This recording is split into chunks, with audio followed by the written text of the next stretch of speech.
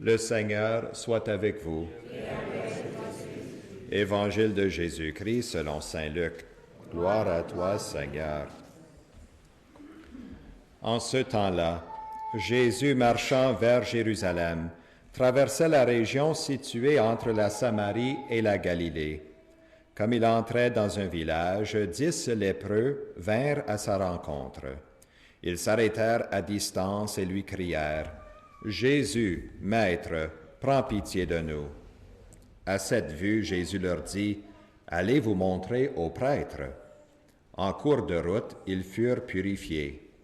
L'un d'eux, voyant qu'il était guéri, revint sur ses pas en glorifiant Dieu à pleine voix. Il se jeta face contre terre aux pieds de Jésus en lui rendant grâce. Or, c'était un Samaritain. Alors Jésus prit la parole en disant: « Tous les 10 n'ont-ils pas été purifiés? Les 9 autres, où sont-ils? Il ne s'est trouvé parmi eux que cet étranger pour revenir sur ses pas et rendre gloire à Dieu. » Jésus lui dit: « Relève-toi et va, ta foi t'a sauvé. » Acclamons la parole de Dieu.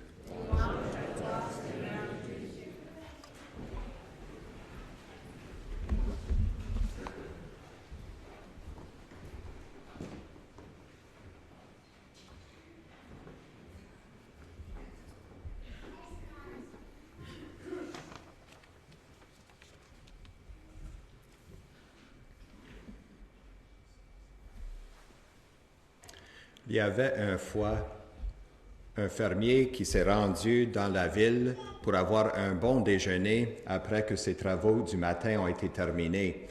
Et là, au restaurant, avant qu'il a commencé à manger ses œufs puis son bacon, il s'est incliné la tête et il a fermé les yeux pour réciter la bénédicité.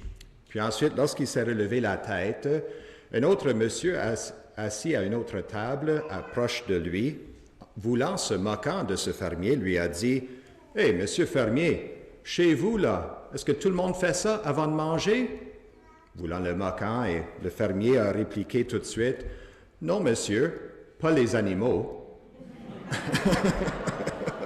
Oh.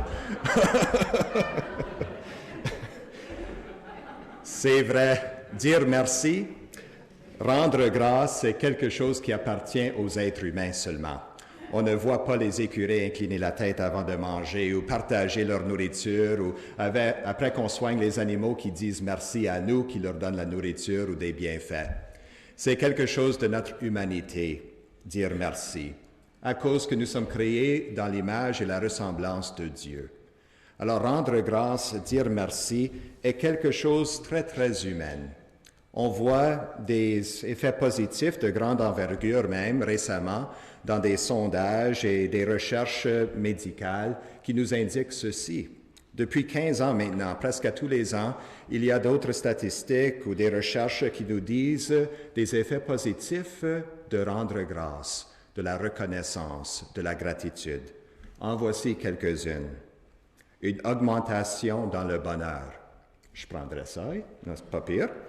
Une réduction de la stress et des dépressions, un renforcement des liens communautaires. Ça nous aide à grandir dans la résilience et affronter l'adversité. Et même, c'est possible parfois que la gratitude et reconnaissance améliorent la santé physique. Ça, c'est juste au niveau humain. Maintenant, au niveau de la foi, de notre relation avec Dieu, encore plus des effets secondaires et positifs. Nous voyons quelques-unes dans la première lecture, l'histoire de Naaman, le Syrien. Quelqu'un célèbre, il est le général des forces armées syriennes, un grande superpuissance de l'époque. Alors quelqu'un reconnu, célèbre, probablement avec beaucoup de puissance et d'argent, et le voici maintenant affligé par la lèpre, par la léprosie.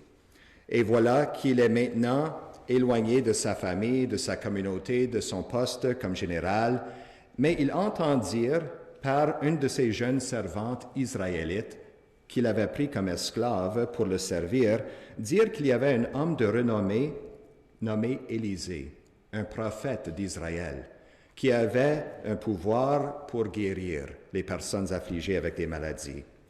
Alors, Naaman, même s'il n'était pas juif, a pris la décision de faire le grand voyage de la Syrie en Israël pour voir ce prophète-là, Élisée, qui avait la puissance de guérison. Ça lui a pris plusieurs semaines de s'y rendre et même une lettre spéciale de permission de son roi pour donner au roi d'Israël pour dire que ce n'était pas lui qui entrait pour faire la guerre, mais lui entrait dans le pays pour recevoir la paix du cœur et une guérison de sa lèpre. Mais en parlant avec Élisée, ce prophète, malheureusement, Naaman était déçu des consignes qu'il a reçues de comment recevoir la guérison. Élisée lui dit, « Va te baigner 7 fois dans la rivière Jourdain, et tu recevras la guérison. » Toute l'histoire de Naaman se retrouve au chapitre 5 du 2e livre des Rois. Nous avons reçu juste quelques versets ce dimanche comme notre première lecture, mais je vous invite pendant la semaine à quelque temps pour ouvrir vos Bibles à ce passage-là et lire le chapitre entièrement, parce qu'il y a beaucoup de détails dans cette histoire qui nous aident dans notre vie spirituelle. Maintenant, Naaman dit 7 fois dans la rivière Jourdain, c'est tout. Est-ce qu'il n'y a pas une pilule à prendre ou de la crème que je peux mettre sur ma peau là pour guérir ça? L'eau de la rivière Jourdain était brune. Ce n'était pas une des plus belles rivières. Ce serait comme si nous étions chez nos médecins ici à Windsor, puis il dit, allez vous baigner à la petite rivière dans l'est de Windsor, là, 7 fois, et vous serez guéris. Vous diriez, la petite rivière? Pas la belle rivière? Pas une autre rivière aux alentours? Non, non, là-bas. On demanderait, non, est-ce qu'il y a une autre manière? C'est trop simple, c'est trop ordinaire. Mais voilà comment souvent Dieu agit dans la gratitude, par des actions très simples et ordinaires. Naaman, par son obéissance, il reçoit ce conseil-là du prophète Élisée et s'en va baigner 7 fois dans la rivière Jourdain et il reçoit la guérison. Maintenant, comme homme de puissance, qu'est-ce qu'il veut faire? C'est qu'il veut payer Élisée pour ce service-là. Il a fait son part, puis Naaman a fait sa part, et alors il veut payer une grande somme d'argent pour ce service-là de guérison. Mais Élisée travaille pour Dieu. Il refuse le chèque-là. Il ne prend pas la carte de crédit non plus. Il dit, non, non, j'en veux pas. Juste rends grâce à Dieu. Ça, c'est la meilleure réponse pour un don reçu. Parce que rendre grâce authentiquement, c'est-à-dire que nous avons reconnu que nous avons reçu quelque chose ou une expérience de vie que nous n'avons pas mérité, que ça vient comme un cadeau, comme un don, et ça nous surprend. Et la réponse, c'est vraiment juste de se donner encore à nouveau aux autres dans la charité. Alors Naaman, en guise de reconnaissance, il prend 2 mulets de terre, de la terre sainte d'Israël, pour emporter chez lui, autant que 2 mulets peuvent transporter. Je me demandais qu'est-ce qu'il avait dans le char de ces 2 mulets-là qui l'accompagnaient dans son voyage. Probablement ses biens matériaux, probablement ses richesses peut-être pour l'accompagner. Il a tout vidé ces 2 chars-là, puis l'a rempli avec de la terre du sol d'Israël pour emporter chez lui dans la Syrie, comme un signe de reconnaissance de l'action qu'il a reçue, l'action de grâce de Dieu dans sa vie. Maintenant, avec cela, nous nous tournons vers l'Évangile. Et Jésus est plus grand et plus fort qu'Élisée. Il ne guérit pas juste une personne de sa léprose, mais 10. Et il n'avait pas même de se baigner dans la rivière Jourdain. Il avait simplement d'écouter la parole de Dieu, de Jésus, leur dire qu'ils sont guéris. Va, ta foi t'a sauvé. Mais il y a seulement un d'entre eux qui sont retournés pour rendre grâce à Jésus pour ce don. Un Samaritain, un étranger. C'est-à-dire que peut-être les autres 9 appartenaient au peuple juif, au peuple élu. Et peut-être qu'ils pensaient, nous sommes du peuple de Dieu, alors nous méritons peut-être cette guérison-là. Et ils n'ont pas reconnu la grande grâce et don qu'ils ont reçu. Peut-être, on ne sait pas exactement. Mais ce Samaritain montre que Jésus est pour tout le monde. Il est le Sauveur pour toute nation, païens et Israël.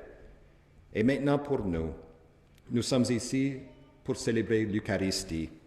Et j'aimerais qu'on remarque aujourd'hui, pendant nos prières à l'Eucharistie, à l'autel, combien de fois nous entendons la phrase « rendre grâce »,« action de grâce »,« rendant grâce ». C'est presque en chaque paragraphe. Nous sommes ici à l'école de la gratitude humaine, la gratitude du Seigneur, pour lui dire merci pour tous les bienfaits. Et c'est une action très simple. Nos rassemblements, nos liturgies sont très ordinaires, très simples, comme le fait qu'Élisée a demandé à Naaman une simple ordonnance pour la guérison. Peut-être que nous autres, on aimerait plus une célébration avec plus de lumière, peut-être des feux d'artifice derrière le prêtre, là, pour nous montrer un grand spectacle ou quelque chose comme ça. Mais Dieu nous dit par l'entremise de l'Écriture sainte de la Bible qu'il se montre à nous pas dans des spectacles, mais dans sa présence. Il y a une différence entre un spectacle et une présence. Sa présence est très simple, très ordinaire, et on peut le rencontrer même dans le mot « merci » et dans cette fête de l'Action de grâce. Disons maintenant au Seigneur un grand merci lorsqu'on dit « Amen » pour le recevoir aujourd'hui dans la Sainte Communion.